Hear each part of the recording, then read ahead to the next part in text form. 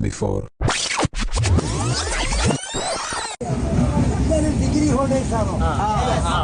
So I am asking you one ചോദ്യം ചോദിക്കും. The 27 1964, the Wheel of India was passed away for the half famous of India.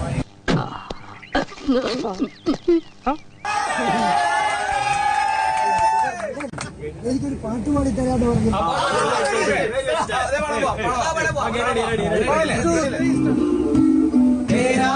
मेरा जीवन ഏതോ കാലം